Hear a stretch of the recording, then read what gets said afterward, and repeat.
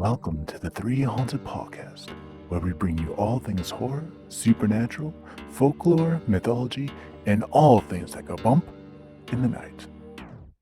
Hey, what's up, guys? I'm your co-host, Kevin, K-Daddy from Dirty South, the ATL, Hotlanta, Georgia. I'm a post-production master, filmmaker, and horror nerd. Hey guys, this is your co-host Ashley, Gorilla Girl filmmaker, lunar goddess, and cinephile. And I'm your co-host, John Thomas, ghost hunter, super smartass, and film lover extraordinaire. What's up, ghouls, gals, and demon pals? In today's podcast, we're going to be talking about demon possession. Grab some holy water, hold on to your crucifix, and join us for an in-your-body experience. We also have a special guest today. Who, you ask? Stay tuned and find out. But first, a word from our sponsor. Cinematic, captivating, terrifying, and intense. Trap 2021 will return live May 21st through the 23rd. New categories, new prizes, and still no entry fee. Visit trapfilmfestival.com for more information. Welcome back, everybody. Jesus, I can't even do this. Hold on. Oh my goodness. Hoo-ha. Okay. And we are back. Now we all know Michael a little better. Just a little bit too much. And all it took was 8 minutes. And Ashley's inappropriate opening. Whoa, wait. Wait, you can hear that? Rewind. I didn't say that. And time code for clip is 8:45. That's going on our blooper reel. No, I'm just joking. Okay, we'll bring it back one more time. And we are back. Hello again, everybody. Hello. Like we said, we do have a special guest tonight. His name is Michael Barclay, correct? That's my name. You said it right. Hooray, go team. It's super difficult to pronounce, I know. Right. Tell us a little bit about yourself, Michael. I'm a man and I'm 37, I think. Yeah, I'm 37. I've gotten to that age where I can't remember because I stopped keeping track. No, I run a podcast myself, actually. I do a podcast for a mental health nonprofit called the #ICare movement. You can look at everything at #ICare.com. Don't use the pound sign. Spell it out. I am a musician. I used to be Mormon, which we'll get into later during the episode. That'll come into play for today's topic. I have so many questions. I know. It's going to be great. You can ask whatever you want. I don't know. What else is there about me? I'm not that interesting. I think you're pretty interesting. I mean, I'm a person that's had experiences and lived life, done things. I make music, I make podcasts, I work, I do, things. Obviously, we heard about a few of them during the ad break. 1-900-800. Now I feel like we're all best friends. Right? Don't call 1-900 numbers, folks. Or do, I guess, but not if you expect any results, apparently. All right, let's talk about demon possession. Like, what do you guys know about demon possession? Where do you get your knowledge from? What do you know about it? The Bible. Which one? Lots of versions. Anybody else want to take that? Oh, Lord. Kevin, you look like you were going to say something. What do you know, buddy? I was just going to say, like, the most exposure that I've had to that subject is pop culture. So movies, TV shows. Obviously, I've said it many times already on this show. My favorite movie is The Exorcist, which is like the epitome of demon possession movies. You would think that. We have a challenger. Dun, dun. Right. Well, so that one's pretty damn close. But have you seen Exorcism of Emily Rose? My favorite movie, scared the shit out of me. Oh my God. So the barn scene when he's up against, the actual devil basically in all of his forms, that is about as accurate as you can get. They actually used the real recording from the Annalise exorcism for that scene to add a little bit of authenticity to it. Yep. And they mixed it in with other recordings from the actors and whatnot to, have it tied into the storyline and keep it connected and not separate the viewer from this actor and reality. Oh, I'm aware. That was part of what fucked me up when I watched that movie. Such a good movie, though.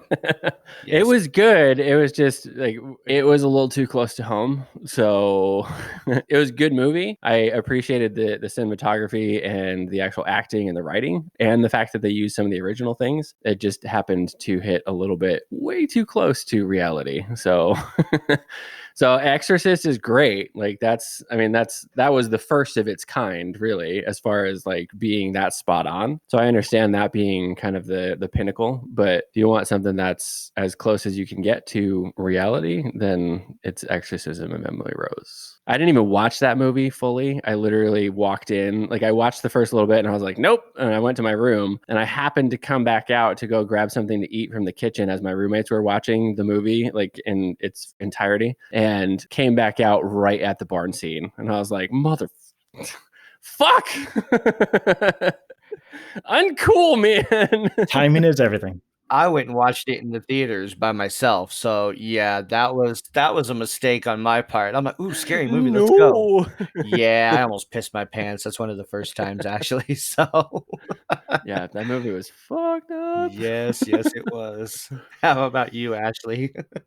I mean, we've talked about this before where I grew up with a very traditional kind of Hispanic culture. So we have kind of a different belief system when it comes to possession and how it manifests than you typically find in like theological, like within the Bible sources. So I mean, basically, and I'm kind of just oversimplifying this, but a lot of things can be chalked up to you've got a demon trying to possess you, whether you're having nightmares or you're sick a lot. Like there's so many sources and they're just like, yep, demons trying to get you.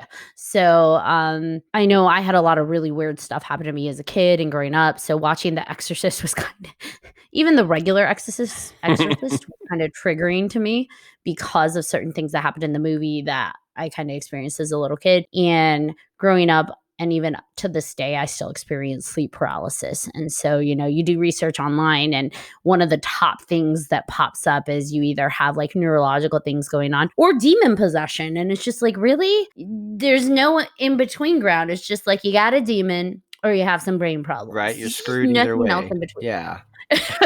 So obviously more stuff has come out since then, but when I was first trying to learn what is this, what am I experiencing, it was just like demon possession or brain problems, and you're probably gonna have seizures and die. And it's like, oh my god, can I pick the demon? Like, I don't know which one, but which is worse. I don't want to die. Sounds like the supernatural WebMD. Like two extremes, nothing else. But it's interesting though, is that's the first place people go when they can't explain things. Like, we don't know, a lot of people are experiencing the sleep paralysis, probably demons. What? Right. Well, and how do you get that across to the like everybody else in the world who doesn't believe in this kind of stuff? Like how, because they're just going to go straight up towards, like, you look at the atheists and those types of things, and they're going to go on the complete side of like, oh my God, it's something fucked up in my brain. When reality is it could be something supernatural, and it, like, you don't, like, if you're not willing to accept it, that's almost adding to the idea that, or adding to the experience, I guess, that like it could be something more. Well, and there's certain things I've experienced during sleep paralysis that really are kind of hard to explain, that are, it's just like, I'm not so sure my brain really created that, because other things get affected during that moment in between. I call it in between the waking world and the dreaming world. So I just call it in between worlds. So when I'm in between worlds, there's some stuff that has happened that other people have kind of peripherally experienced during that time where I'm in that space. And it's just like, holy fuck, that's scary. I just want to have a brain problem. Can it just be a brain problem? It's a tumor. Now you're just choosing, you're contradicting yourself. First you wanted the demons, now you want a brain problem. What do you want? Right? Which one do you want, Ashley? Come on, Ashley. I just don't want sleep paralysis. I don't blame you. I don't blame you with that one at all. I think I would actually choose the demon. Maybe I can get a little bit of supernatural abilities and like, yeah, let's go. You think, but the thing is when you're laying there and your entire body cannot physically move, and all you could do is watch things happen around you, and the sounds are unbearable. like because they're so unbearably like loud, and the sensations are really weird and awkward. It's like Yeah, that's fucked up. that's so alarming on so many levels that it's just like, okay, maybe if I could address a demon and have my full faculties about me, okay, maybe then. But it's just like I'm laying there. Nope. Can't move, can't talk, can't do anything. That's just not fun. Yeah, no, that's some scary shit. It's like a perpetual state of vulnerability, like just not being able to do anything. It's awful. But that's really all I know about like stuff. Obviously, like Kevin, mostly pop culture, things I've seen in the movies. And it's kind of interesting where, you get into, does art imitate life? Life imitates art? Because like I said, some of these movies are triggering because they're almost a little too close to home in what you've experienced.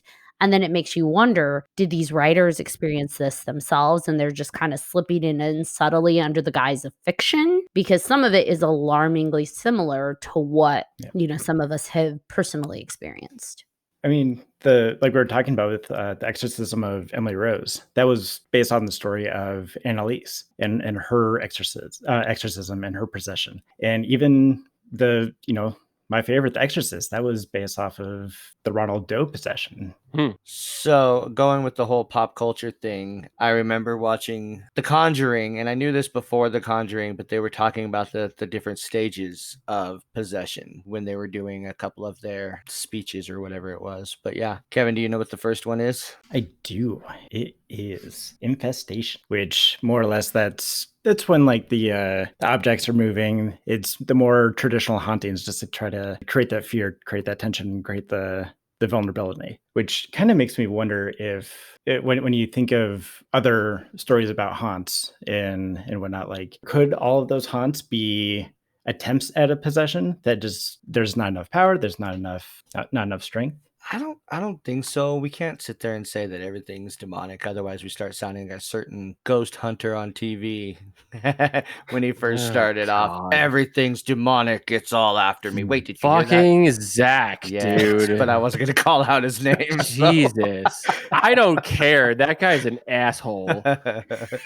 Fucking hated that guy. He's toned down a lot, but in the beginning, that's exactly what it was. Yeah, because he probably had a whole bunch of shit happen that he was like, oh, fuck, my life is horrible now.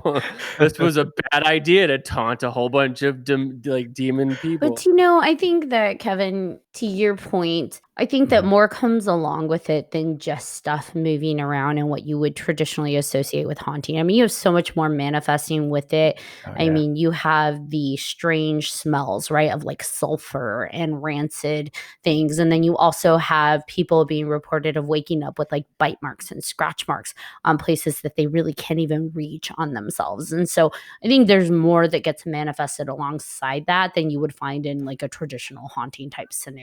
So it's not just like, whoa, Casper broke a vase. Like, I don't know. I think there's just so much more that comes along with it that kind of helps you differentiate between what may be going on. I would agree. Yeah, that makes sense. Like it slowly progresses, and then that can possibly go into the next stage. Like what was the second stage, John? Oppression. Dun dun dun. They experience speaking in strange voices, like normal range they can't really reach. Severe nightmares on a constant basis. Speaking to people that nobody else can see, losing track of time, stuff like that. Paranoia of something unseen, which would freak me out if I saw somebody freaking out over something like that for sure. So it's basically stage one is it's externally trying to get in and just wearing you down mentally, physically, so that there's an opening. And then stage two is it's now working its way in. And then, and taking possession of the body slowly, I guess. Yeah. Not even slowly. Stage two is pretty much you're already possessed. Okay. Yeah, you're already kind of screwed there. You're there. Which brings us to 3, Michael. No, I don't know what it is. You don't know what it is? I don't know the stages. It's possession, buddy. It's possession. The final stage is full possession. Man, I could have answered that. I figured you knew that one. You're fucked. I feel like this stage is what most people think of when they think of possessions. Right. Like they don't even consider the first two. It's just automatically here you are, you're possessed, you've had it, you're screwed, you're done, whatever.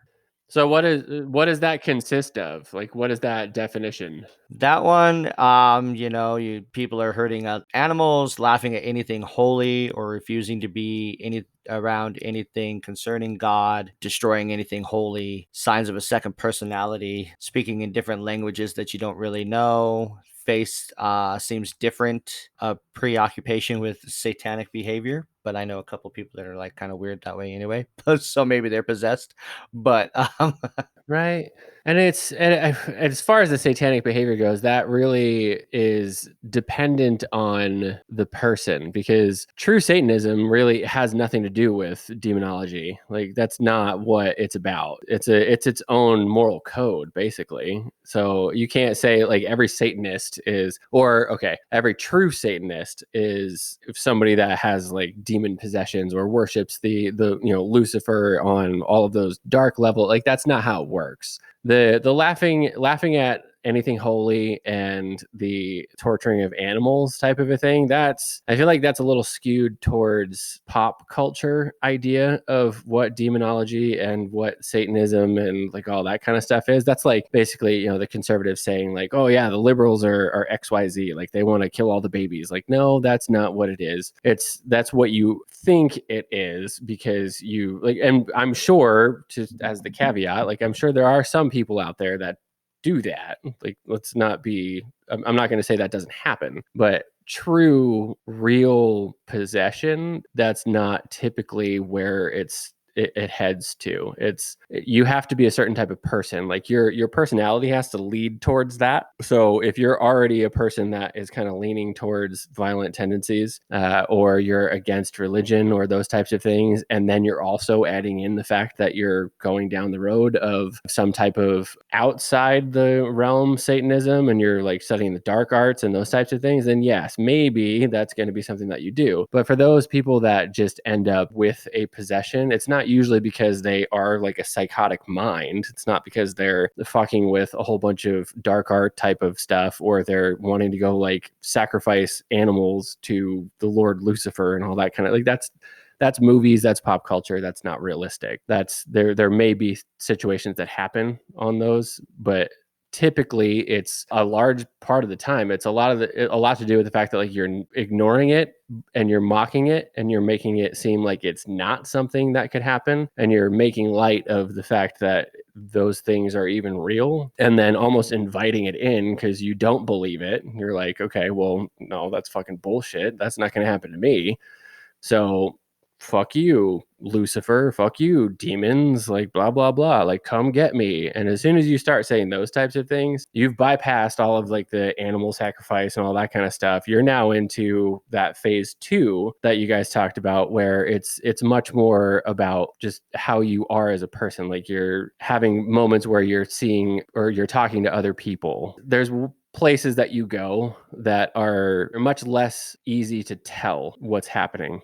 Everything that I've learned about this kind of stuff really comes down to demons, and unless you're in the realm of like the really, really heavy dark ones, when you get possessed, it has nothing to do with all of the cliche sacrifice animals, talk about God and he's fucking an asshole, like I'm going to kill God, blah, blah, blah. Like those people are basically just full of shit, honestly. Like I don't buy what they're selling a lot of the time. You can tell within certain people, but when it comes down to it, demons are much more cunning than you would think, and they are not the types of entities that want the grandiose recognition of I am a demon that's possessing this person. They're much more comfortable and interested, honestly, in being in the background and just kind of helping puppeteer things. Yeah, I feel like people that you can tell when people are bullshitting their Mhm. possession. You can tell when someone is just bullshitting. They are not possessed. You can see it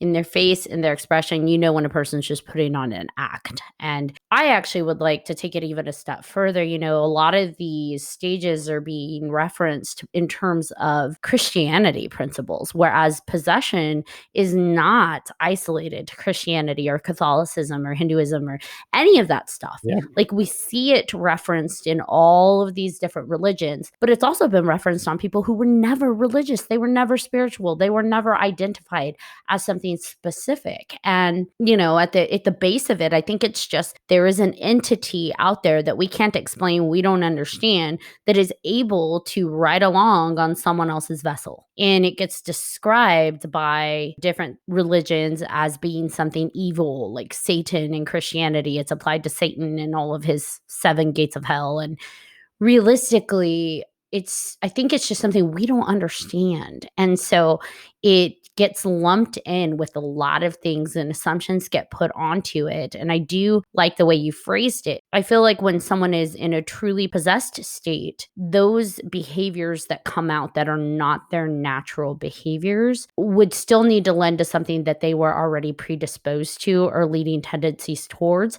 or something they believed in. So if somebody is hurting animals or doing something very violent, it has to be something that exists there and is being magnified and played off of. Yeah, I feel like it's something that was already there, these behaviors. And I do like the way you put that in terms of how it comes about.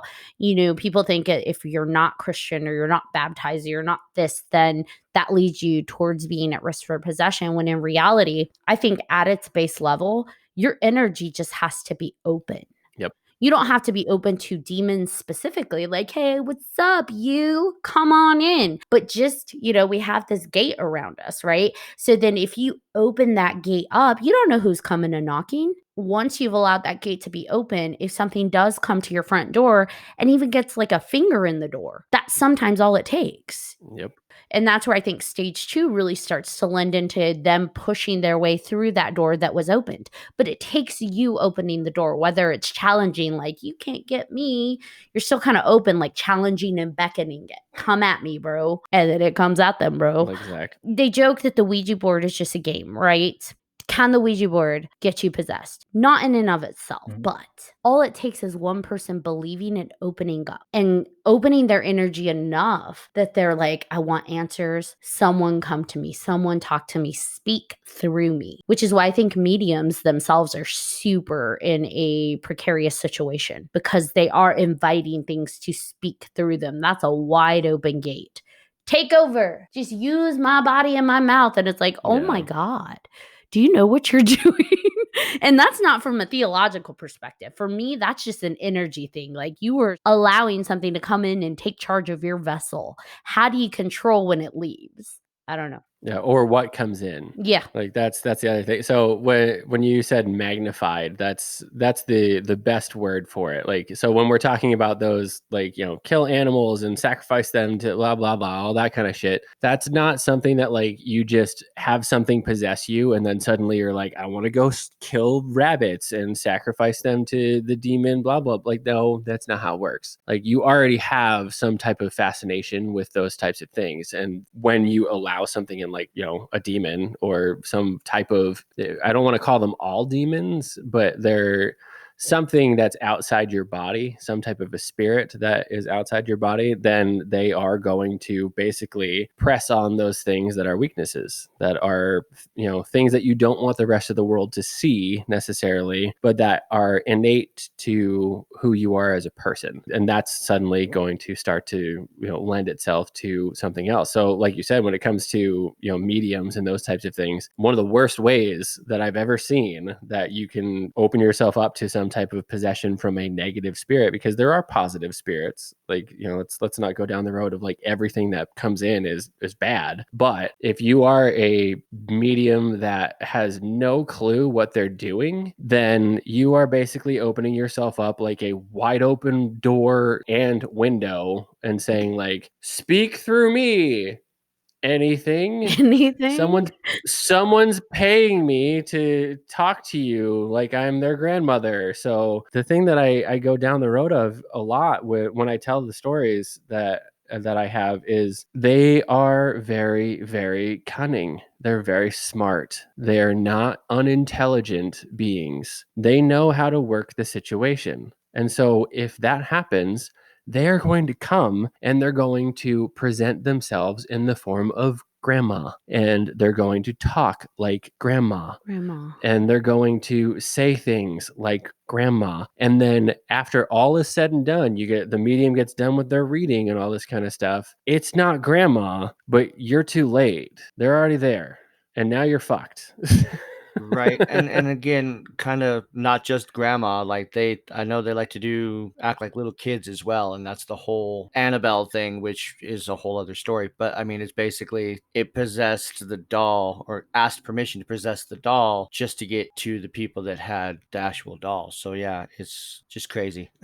Well, and even on the kid level, like it's again that I feel like the children thing is a cliche born from movies. Right. Like that's again that now we're going down the semantics of what your consciousness is manifesting. Like if you're freaked out by kids, or there's something that has happened in your past that has to do with children, then it's going to manifest in some type of a way. That is a doll, that is a child, that's a little girl, whatever it is that you associate. Like it could be something as simple as, you watch the fucking Shining and there's the two little girls and you're like, oh my God, now every demon that possesses me is two little girls. That's possible because they're not trying to take the form of themselves. Go back to the exorcism of Emily Rose. And when she's in the barn, she is no longer herself. Emily in the movie is not there anymore, or Annalise. Like she's gone. She is so far back inside herself that is not who is talking. And that's when the real representation of who is in you comes out. Up until that point, it's whatever it decides to manifest itself as, whatever scares you, whatever makes you feel vulnerable. Well, and it's not like demons can read your deepest, darkest desires and fears. Oftentimes, at least from what I've experienced myself, it's what's in your foremind. What are you presently actively thinking about?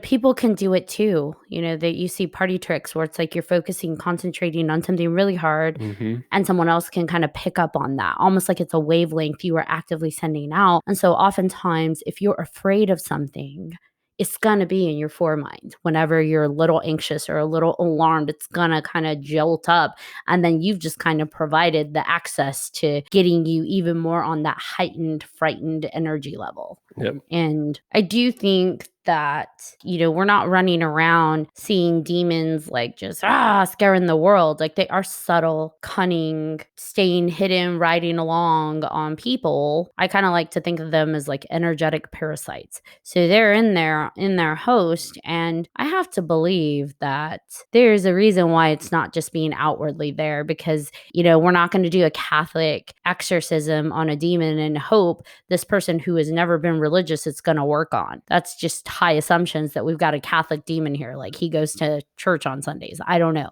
Like it just it doesn't make sense. And so there's so much we don't know about it. But I would really like to hear your story, Michael, because you keep referencing some of your experiences. I didn't know when I should bring it in. I would say go for it. Bring it in, because I think it's story time. So, and it's interesting that you go down the route of, like a Catholic style demon, or a, whatever religion type of a thing, because my experience has to do with growing up Mormon, and I was on a mission at the time. I was literally, white shirt, tie, name tag, like knocking on doors and all that shit. And the way that it was dealt with was based along, at the time, the Mormon beliefs of what an exorcism was. It wasn't an exorcism like you would see in a Catholic church. But I do think that when you're talking about demons, where I attribute to like my experience to has to do with the actual full out reality of the battle between good and evil. The fact that there is some type of higher power, whether you call it God, whether you call it energy, whether you call it whatever,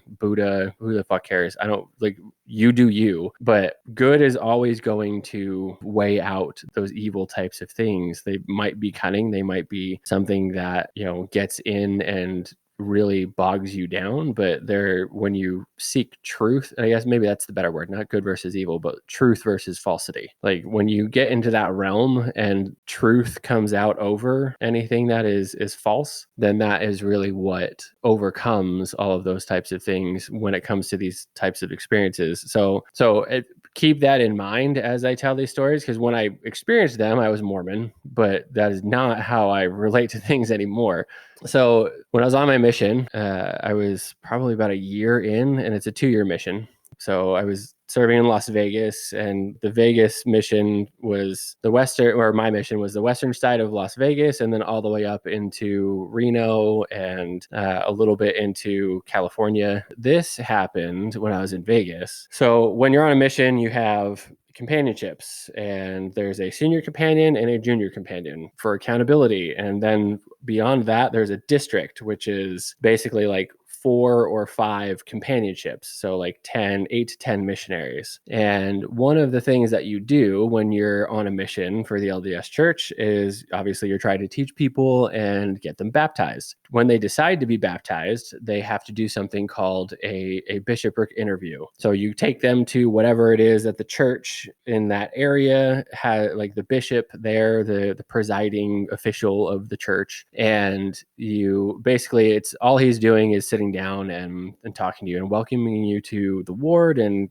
commending you on your decision to join the church and blah blah blah. And before that, actually, before I get too far ahead of myself, the other part is you have a district leader. So of those 8 to 10 missionaries, there's like one missionary that's designated as like the leader of that district, and his job is to talk to whoever it is that you're presenting to be baptized and basically ask them a bunch of questions to make sure that the missionaries taught them what they were supposed to, and B is to make sure that they understand the material as was presented to them. And so they actually have a full consciousness of what they're trying to do or what they want to do, like get baptized, because you don't want to have somebody get baptized that has no idea what the fuck they're doing. And they're just like, sure, why not? So we went through that. My companion at the time was the district leader. He was the one that did that interview. So he went through, did that interview. Everything went fine to that point. And we were in a ward where the bishop was actually like a really great guy, like one of the few Mormons that I know in my life that I actually can say 100% not hip, like just good person. Not false, not fake, straight up about the religion type of stuff. So he didn't even do a whole like interview with this person. He wanted to just meet them and say hi and welcome them to the ward. So this woman was about 79, 80, something like that, like old woman. Came in with a walker. She had a bit of a hip problem. And we got through with the district leader interview where they went through all of the questions. And then we were sitting in the lobby waiting for the bishop. And the reason that I say that the bishop was one of those people that was just kind of a good, wholesome person, like no matter what religion you associate him with, is because I think that really attributes to what happened. So essentially, it was me, my companion, and the 2 missionaries who had taught her initially. So there's 4 of us. And we were sitting there with this 79, 80-year-old woman with a walker and a bad hip, just like, that whole type of a situation. And we were waiting outside the bishop's office for him to come out and talk to her. And she started to rock back and forth and started to get really uncomfortable. And eventually my companion leaned over and said, "Hey, are you okay?" And she said, "I shouldn't be here. I need to leave." And we said, "It's okay." Like at that point, thinking she's just nervous, she's scared. And we're like, "Hey, it's fine. Like this, you're done. Like this is just, he just wants to say hello. Like that's it. He wants to meet you. He wants to, welcome you to the ward. He wants to make sure that you know that he's there to support you." And she calmed down for a minute. And then about 2 minutes later, started doing the same thing, started rocking back and forth, started getting really uncomfortable, and started saying even more fervently, "I need to leave. This isn't the place I'm supposed to be. I need to go. I need to get out of here." And we're like, "Hey, it's okay. Like, you're fine." About 3 or 4 circuits of that go by. And after the last one, my companion again was the one that said, "Hey, it's okay. Like, really, breathe, relax. Like, there's nothing wrong." And she stopped, and about 30 seconds later, stood up, turned to all 4 of us and said, "I need to leave," in a very different voice than what was her own, and turned around and started sprinting down the hallway. Again, we're talking about a 79, 80-year-old woman who came in with a walker because she had a bad hip. So she starts sprinting down the hallway. Thankfully, my companion at the time understood what was happening because he'd experienced certain things like that before. Mind you, he was about 6'3" and 230, 240 pounds of raw muscle because he wrestled in high school before he came on his mission. Big boy. Ran after her and tried to stop her, could not stop her, so ended up tackling her to the ground. Could not hold her down on his own. Wow. Why would he tackle an old lady? Because he understood what was happening. Yeah, but since when did free agency get Yeah, bypassed well. with possession? Like, even if I've got a demon inside of me, if I'm trying to leave a church, you don't tackle me and keep me restrained in that church. Pretty sure at that point it's like kidnapping, even if I have a demon inside. Let me finish, and you'll understand why. So after that, one of the other missionaries who was out a little bit longer and understood what was happening ran after and tried to help, couldn't hold her down, and it literally, by the end of it, it took all four of us to pin her to the ground. And at that point, the bishop came out because he heard that there's a lot of commotion going on outside, and came over and basically at this point started to help exorcise or bless the whatever was happening. And as that was happening, I was holding the left shoulder at that point of this little 79, 80-year-old woman who I thought couldn't walk very well, and trying to keep her pinned to the ground. And as this is all happening, and as the bishop is kneeling over her head, and as she's laying on the ground and saying whatever prayers that he's saying and doing his whole basically exorcism type of a ritual. Again, it's hard to explain now because I don't believe all of the Mormon stuff, and so I'm like, well, I guess it was an exorcism. I don't really know how else to explain it. Something happened, but as all of it was going through, you could see, well, first of all, you could hear the voices change. There was and not just like, I'm talking like this, I'm talking like this. Like, it wasn't that type of voice change. It was something very noticeable that it wasn't the same person. On top of that, you could see very visible changes in her face. And the easiest way that I can explain that is not that her actual physical skin and bones were changing, but there is a very, very noticeable countenance change. Like there was different thing, almost like the over exaggerated version is like when you see those movies where the person's laying on the ground and somebody's trying to like suck the demons or suck the spirits or the ghosts out, and you can see like, oh god, there's like this man that comes out and then there's a woman that comes out and all those types of things. Like, that's a little bit exaggerated. It wasn't that pronounced, but it was very, very noticeable. It was not something that you could miss, and all of us that were there noticed it. Like, we all saw the exact same thing. Not just, and like I remember afterwards we talked about what had happened, and that was one of my questions was, what did you see? Like what happened? Like, what did you hear? What did you see? And the part that freaked me out the most about the entire experience was almost more than what had actually happened.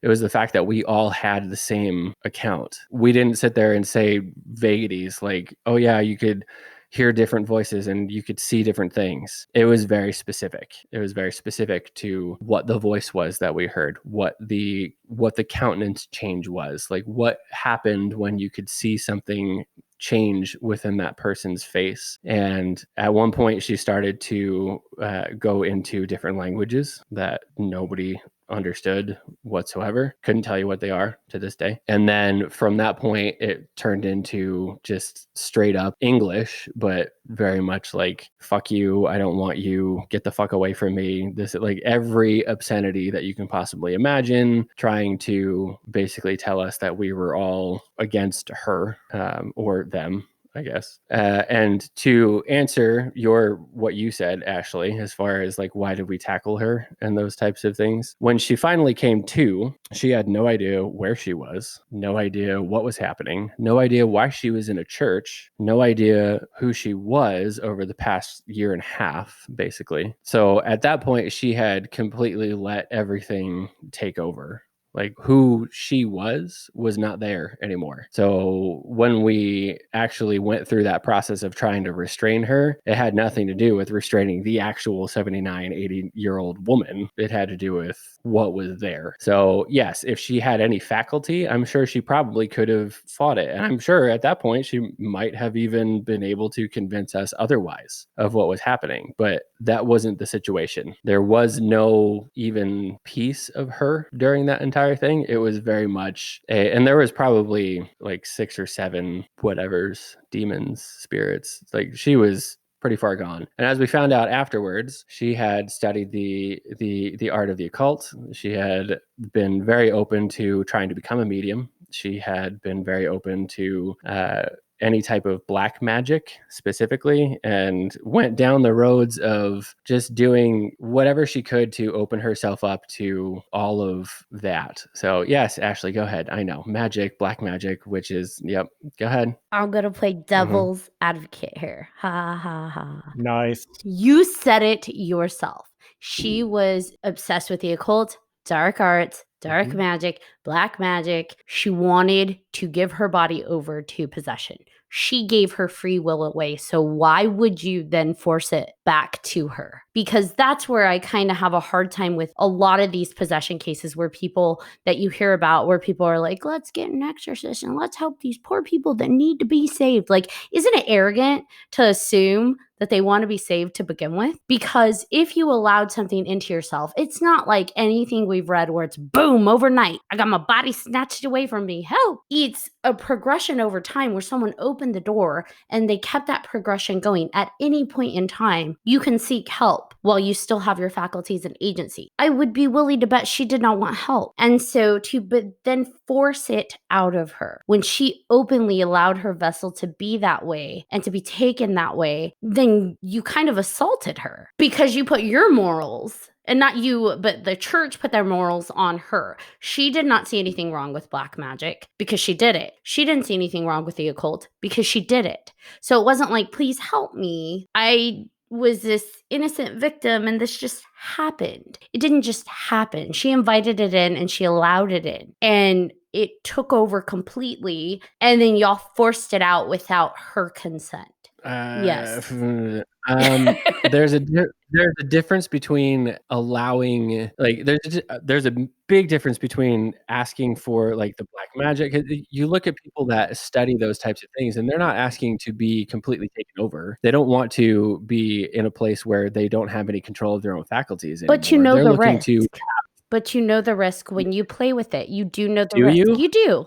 When you're inviting things in and you're asking it in and you're doing rituals and you're doing ceremonies and you're allowing yourself to be a medium, you do know the risk because you're researching it. And I refuse to give people like this ignorance of, I just didn't know any better. If she was 79 or 80 or whatever, she has lived enough life to know. Like she probably saw The Exorcist. Like you live enough life to know what you're risking. When it comes to, you know, the stories you hear about children, yeah, sure. Like that makes more sense. They're naive, whatever. But when we're talking about adults here that are playing with the occult or they're playing with like the lesser keys of Solomon and they're inviting demonology and they're inviting those things in to then force it onto them and take it out without their consent, even though they consented to allow it in, then who really is the aggressor here? Who is the one that's forcing their notion onto somebody else? Just because we don't agree with the dark side doesn't mean that, like, I may not agree with drug use, but if someone wants to do drugs and they're not hurting someone else, do what you got to do to yourself because it's your body and your free agency. And sometimes bad things happen when you play with bad things, but we can't force our principles and our morals onto somebody else. We may not agree with allowing someone to completely take over your body and host it, but if someone wants to be a host because they're promised things, because demons are cunning, who are we to assert ourselves on saving them? Okay, so if you're married to an abusive person and they promise you the world except kick the shit out of you every single day, that's okay? For a person to leave an abusive home, it has to be that person that leaves it. We can can ask them, we can guide them. We cannot drag them out kicking and screaming. You can't tackle someone in their home and drag them out of the house. We can try and guide them. We can try and do what we can, which is what you guys initially did, right? You sat her down, you were talking to her. The second she ran out the door, tackling her is where it's like, because it's similar. If someone, like you said, using your example, is in an abusive home and being beat up and they're being promised the world, I can beg and plead till I'm blue in the face. We've got resources for you. We can help you. Here's these books. Here's these articles. But I can't tackle them and drag them out of their house. At some point, you still have to give people the responsibility on themselves. And if she was in there enough for you guys to tackle and pray over her for 5 or 10 or 20 minutes, and suddenly it's all gone, then there was still enough in her to still make that choice. It's like, what did they say? Like, change, you can't force somebody else to change, but it comes from within. It has to. It has to come from within. And to tie back to The Exorcism of Emily Rose, but that whole court sequence of the film ties to a very similar scenario where it's like they're questioning how aggressive were you towards Emily in the movie, but how aggressive were you, and did you have the consent? Did you not have the consent? Did you? And in the case of the movie, they did have the consent because it was part of her church, and like she had gone for help and she had asked for help and whatnot. And I think just like any other thing, whether we're talking about abuse or addiction or anything where someone is in an unhealthy scenario that isn't good for them and depleting their body, they have to want it inside or else they're going to go right back to it. And so by forcing her out of it without her consent or without her acknowledging she wanted help, I just don't see, like, especially when she invited it all in. Now, maybe that was the slap she needed to not go back to it.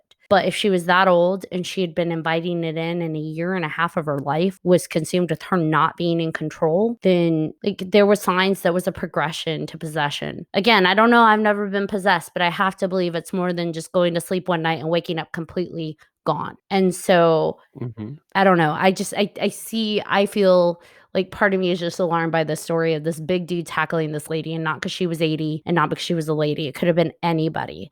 The second you're forcing somebody and holding them down physically, like I know people felt like they were saving them. But what's the difference? Someone might think I'm evil and tackle me and hold me down and pray over me, and I'm going to be pissed. And because it's like you are physically restraining me against my will, forcing your morals and your beliefs on what's acceptable and what's good onto me. And I get it. Most people can say they don't think demon possession is cool in like the typical world, but there are many, many, many occultists out there and many people that study demonology that would disagree. I mean, we saw it on Etsy where people are buying demon packs to make packs with different, lesser demons and greater demons out there.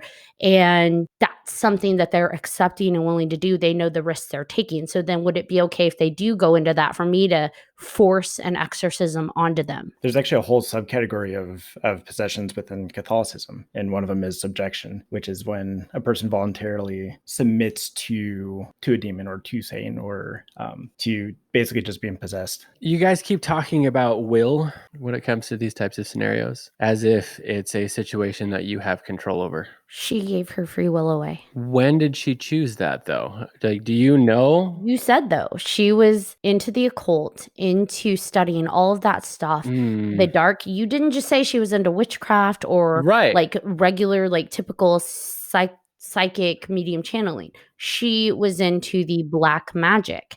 And when you open yourself up, knowing that you're calling things into yourself and you're allowing those things to take over, you notice a progression. You notice a progression when something is trying to invade you. And you can ask for help or you can feed into whatever cunningness is going on. And I don't know. I just think that that's the same can be said for addiction. People lose their free will when it comes to addiction. Sure. Their body becomes physically addicted. Their mind becomes, the chemistry in their body becomes addicted.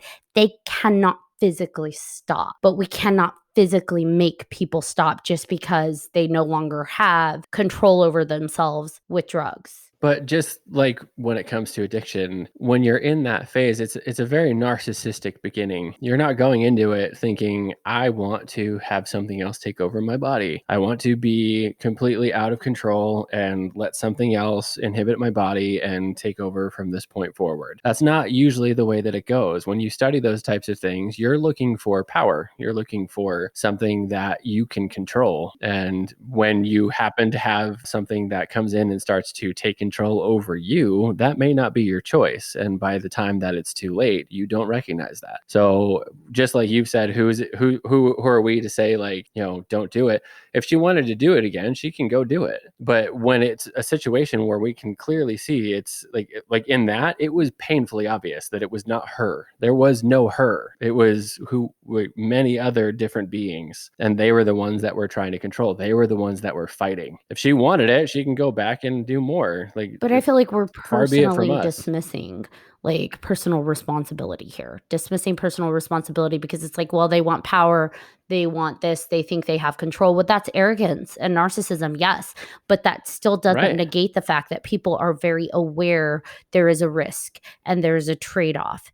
That by saying, you're going to give me power, I'm in control of my body, but you can come in too, oh, Katie. To me, there's personal responsibility there. They're willing to bypass and take that risk for power, for whatever promises are being made. Same with addictions, where it's like, okay, I'm getting that hit. Now I have to take more to get that high. Like, you know, taking more and more and more could lead to an overdose, but you don't care because you want that high. You don't care because you're now hooked, but you knew the whole time that it was a risk. Like, at some point, there is personal responsibility. They see it coming and then it happens. That's not saying don't help her, but forcing her into what you assumed she wanted is where I'm like, not okay. You're assuming she wanted help. Yes, she didn't know who she was for a year and a half. You're assuming she wanted help because there's a projection there by the church that every person who's lost control over their body must want help, because nobody would want to get control over their body, complete control. I'll open that up to the rest of you.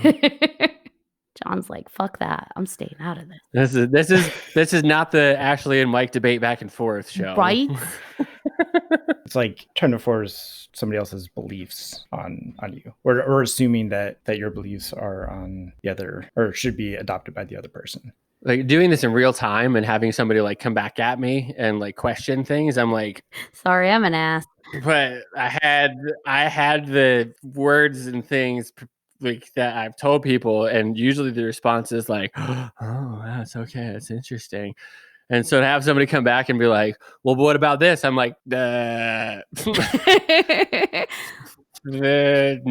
yes, no, maybe? yes. I don't really know.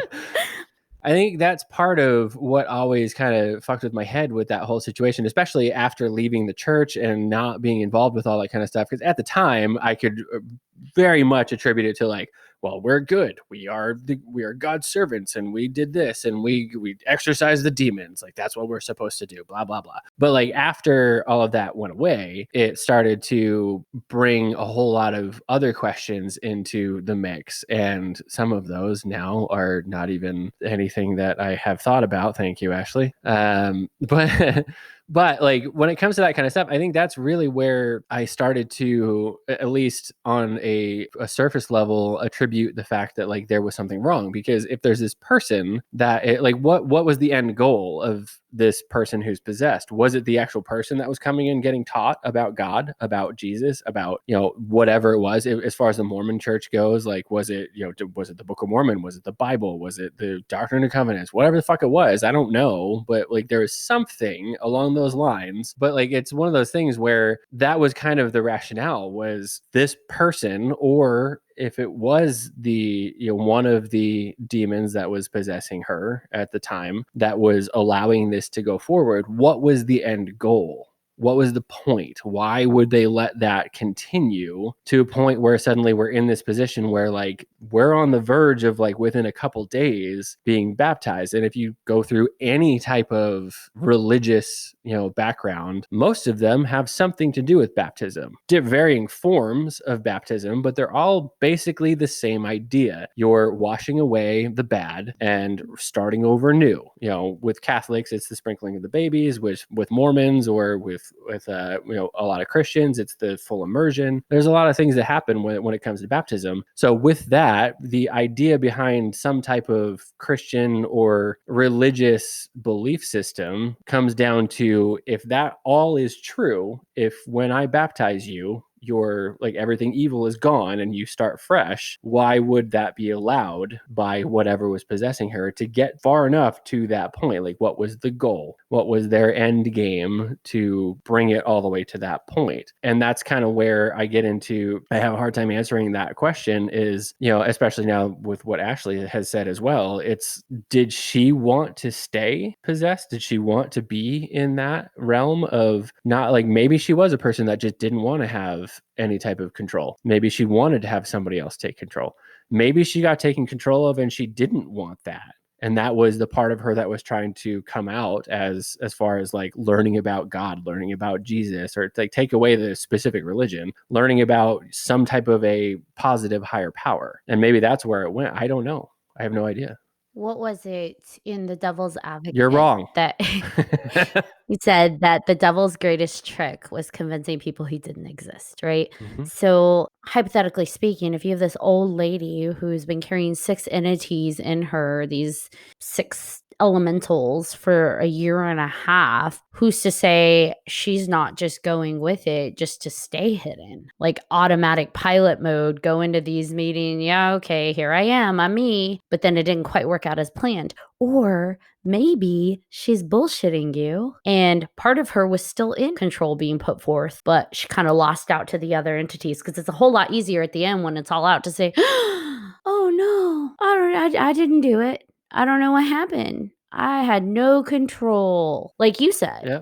At some point, isn't it just magnifying off of her? I don't know. There's so many questions. No, and to be perfectly honest, like I have not followed what happened with her past that experience. Like that, all I focused on from that whole experience personally was what happened. I didn't know her, I didn't teach her. I was literally just the companion to the missionary who was supposed to ask her a bunch of questions to make sure that the missionaries who did have a relationship with her taught her what she was supposed to. I had no connection to her whatsoever. So I have no way of knowing what happened. Like, she could be back in the same situation. I'm sure she's dead now. That was like 15 years ago, but there's a lot of things that could happen. Maybe she's still alive, I don't know, but like I don't know what happened from there. So maybe she did go back to that.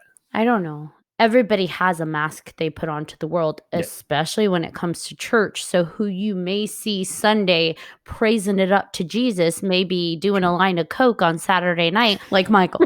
And so it's like, and that's just, I know that's pretty crass, but realistically speaking, this may be a person who has put forward a very specific front, but the demon got in there somehow, didn't it? Now, I'm not saying that every person is asking for it. That's not what I'm saying. But what I am saying is there was a vulnerability there that pulled it in. What was that vulnerability? If it really was like they were in a situation where their heart and their mind and they're questioning and they're open, and it's really just an incidental thing that occurred and they just didn't understand it and it was confusing, and their family knows this or their friends know this and the church wants to help, okay, but there's got to be more than strapping a person down and forcing them against their will. And I guess that's what you just said kind of echoes what I was going to say. Like again, this is all of your questions are based off the fact that like this person or anybody knows 100% that they are going into this situation, understanding fully that they are going to have somebody else or something else take over their being. And I don't think that a lot of people understand that. Like, but the way that Katie researched enough, she knew. That's what we're going to call the old true. lady. Katie knew. Right? Yeah. No. The way you described, she knew. Whoever's possessing you is Katie. That's what that is.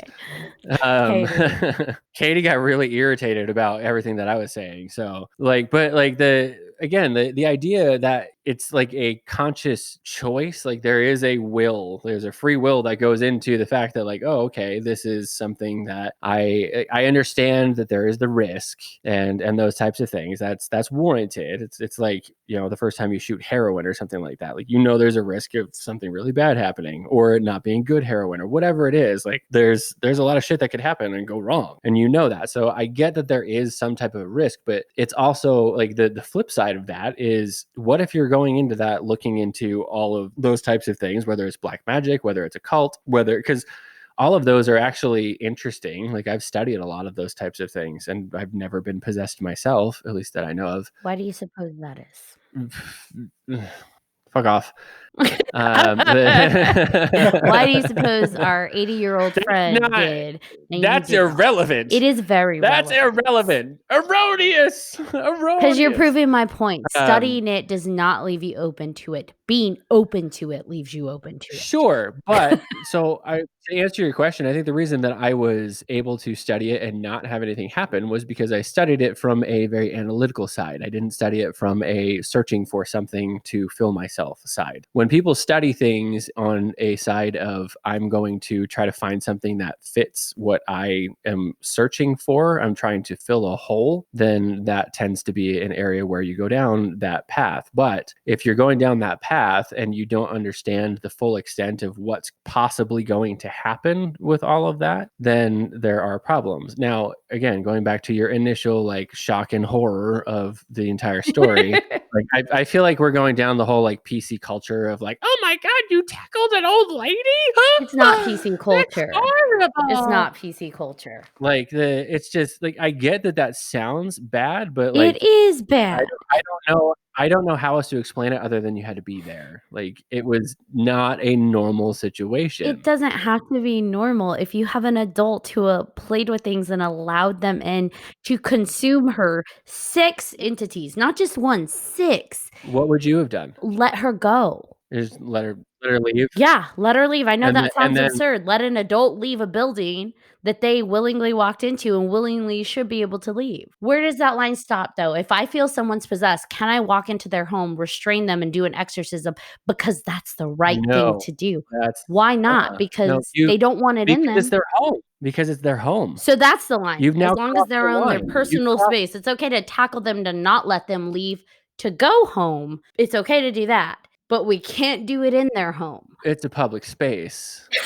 So we can attack people in public spaces, but we can't attack them in their private space. Technically. Oh my God. I mean, technically, yeah. I mean, it's the same as with Texas. Like, if you walk into my house in Texas, I can shoot you. So, you know, it's fine. Well, according to you can shoot someone in the public space. You can't shoot them in their home. I just where is that line? Nobody shot anybody. If someone's speaking in tongues at their house, can I tackle them in their own home and perform an exorcism on them? It's like, because it was in a church, it's okay to tackle them and not let them leave. When it comes down to those types of things, my question is, who's answering? If it's somebody that is possessed and there is a partial, I want this to go away, but then there's another part of them that says, I don't want it to go away, who's answering? I still can't force them. Why? Because it's not my body. It's not my choice. It's not my moral authority to assume it over them. It's also not their moral authority to take over somebody else. And it's not an addict's body either, but can I tie them down and force them not to take drugs for the rest of their lives? I think the difference between an addict and taking a physical substance is the fact that you are actually injecting a physical substance into your body, as compared to doing something that could potentially lend itself to demonic possession. Is not something that it's not the same as like, I'm going to take a needle with heroin and inject it into a vein. It's, I'm going to go down this road and explore and study these types of things, understanding maybe this could happen, but usually those people are not in the frame of mind to go like, oh, it's going to happen. And then when it all of a sudden becomes a reality, it's a situation where you go, oh, okay, this might be a problem. But by then, when you say it might be a problem, it's probably too late, because you have something else in you that is starting to take over. Yeah, but people don't just start with heroin. There is I know, it's marijuana. That's what this whole podcast is about. It's weed. It's not weed, but my point is people start on one end that they think is harmless and then work their way up to the big dogs, right? To the things that aren't harmless. So where the then do they have personal responsibility? I cannot force somebody. Like, you're still assuming you know better and can control. What's the difference between you controlling somebody else's body and forcing yourself onto them and a demon doing it? Because at least the demon was allowed in. You didn't get consent. The demon got consent to at least come in a little bit. You didn't get consent. So what's the difference? There is not necessary. It doesn't have to be consent, first of all. But Nice. there's a large difference between a injected substance compared to an intelligent being. Yes, but if I allow an intelligent being to peekaboo in because I feel good with the power or I feel good with how they make me feel, I at least gave that being consent. I didn't give you consent to tackle me and do a forced exorcism on me. And that's what you believe. John, what are your thoughts? You've been very quiet. And I feel like Michael and I could go all night with this. So, John, how do you feel about demonic possession? What are some things you'd like to discuss? I see both sides. My question is, how are you going to get permission from the person who's possessed to do the exorcism? You can't sit there and ask them, they're possessed. How do you know? Like he said, who's answering? Yep. Who's answering? What's the age of the person that's possessed and how did they get possessed? That's my question. It matters. That I don't. Well, yeah, and I understand that, but like, you still, how are you going to ask them, hey, do you want me to take this demon out? Like, No, but it matters because if I meet a 40-year-old man who plays with demonology and tries to invite demons in, I'm not going to force him into an exorcism. He wanted it in. but how do we know that that's what happened until after the fact? Because though? we're sentient beings who can do our research. We don't go in just willy-nilly Buffy style exercising every person that has a demon. It takes social responsibility. Yes, well, it Katie. takes social responsibility to do your research Katie. and find out. Katie, nobody's trying to exercise you. Oh, shut up. It takes social You're safe. responsibility. Katie, you're safe. So then okay. would it be okay for me to go in and start force baptizing people so they don't get demon possessions? Is if I believe that a certain thing protects people from demons just to make sure that they don't accidentally get tricked because people have zero personal responsibility in this, is it okay for me to start going forcefully throwing holy water on people to make sure they don't get possessed every day? Like, where is that line? That's not the way that it works. That's not the way that baptism works, but I'm not talking about baptism. If I find something that works on preventing demon possessions, can I go and do that to everybody, forcing that to make sure they don't get their free agency forced away from them, tricked away or whatever? Like, I feel like there's just a line that is being ignored.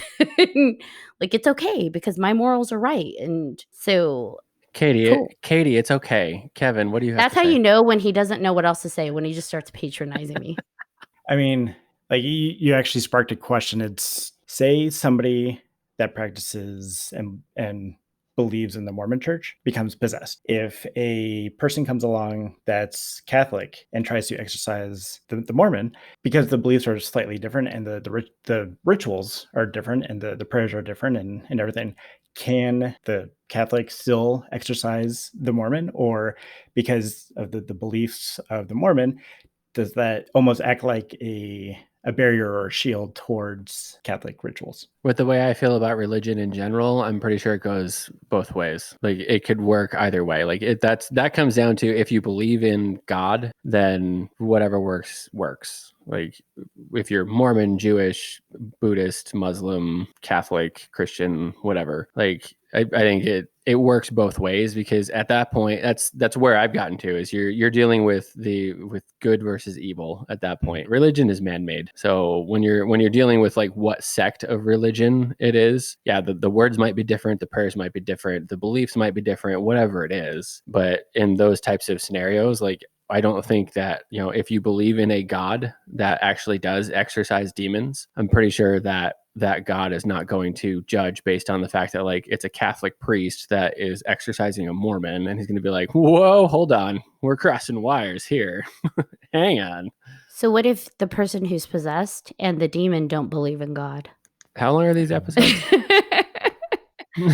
No, I think there's a lot of, like, I appreciate the devil's advocate side of things. Like, it's definitely stuff that I haven't thought about on certain levels when it comes to these types of things. The only thing I can say is it's different when you see it and experience it as compared to hearing stories about it. Like you don't, it's the whole, like, if you had a gun pointed at your head and it was literally somebody who was going to shoot you, like, you know, what would you do? Like, we would all love to think that we have like the Jackie Chan reflexes of like, I'm going to smack the gun out of their hand and fucking take them down or whatever. You don't know. Like, you have no idea what that paralysis feels like. So it's, who knows what a lot of those what ifs could have been. I just know what my experience was. Yeah, I totally respect that. Bitch needed to be tackled. Oh my God. And the one thing I want to say really quick is, unless I say something different at a different time, every one of you have my permission to tackle me and exercise me if need be. You have my explicit consent. It's recorded. Kevin just wants to be touched. That's all. I will slap the demon shit out of you. Yes. I'm with him though. Like, if something happens to me, like, Ashley, please God tackle me and just, you know, all of you tackle me. Oh, God. You want the puppy pile? Puppy pile. Ashley, Big old Ashley on the dog bottom, pile. and then Gotcha. everybody else. Yay! No, I feel like this is a topic that can go on and on and on. So there's plenty to be talked about when it comes to these types of things, mostly because we don't know. We don't know. There's not enough factual information to, like, it. Yeah, my experience is one thing, but that's my experience, and it's also from my perspective. That doesn't mean that what I saw or what I experienced, like, there's a lot of things that happened during that experience that, you know, adrenaline spiked, and there's, who knows, like, there's lots of things that could have come from that. Well, I think of it the way you said, that it's not just demons out there. There are light beings and, you know, elements out there that are on the good side of the battle, if you will, or the good side of the spectrum, the light side. And so I have to believe that there are light things out there capable of doing light work and healing work and all of those other counterparts to demons. Maybe there's just a level of dimensional species we're not aware of that's able to come in and out. And we can't conceptualize it because it is in that dimension or 2 or 3 above us. I think it's possible. Well, I think this has been a really awesome conversation, guys. Does anyone have any final thoughts or any wrap-up comments? Katie, we love you. There's nothing wrong with you being there. So I'm just gonna say, I think you're possessed, Michael, because you knew about the comic book talk from the last recording. So I know all. John, do you have any last thoughts? You're so quiet over there. You're just like chilling down in the bottom corner. I know. I like watching mom and dad argue and fight. So that's basically all that was. Oh, you get to be dad this time, Michael. Usually it's Kevin. thank God.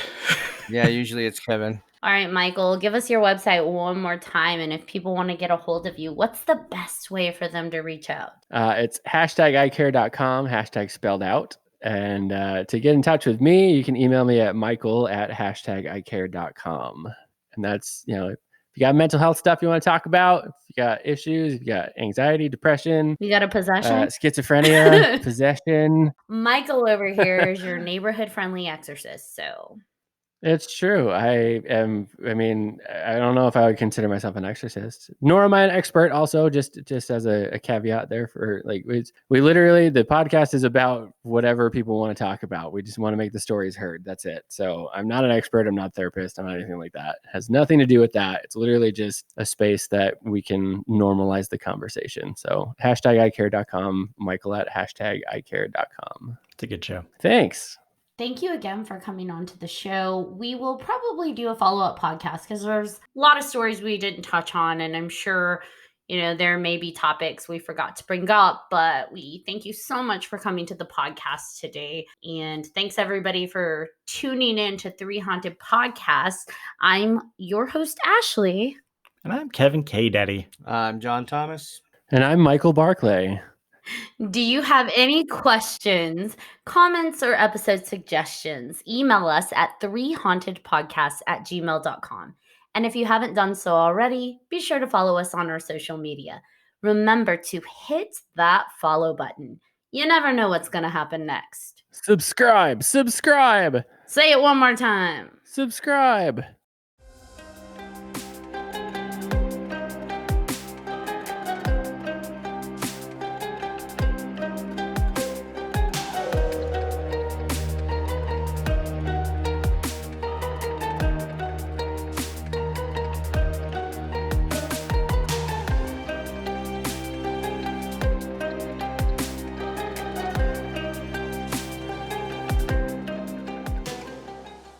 Are you looking for more awesome podcasts? Head on over to withoutyourhead.com for access to the Without Your Head podcast network, where you'll find a variety of podcasts sure to keep you entertained and coming back for more.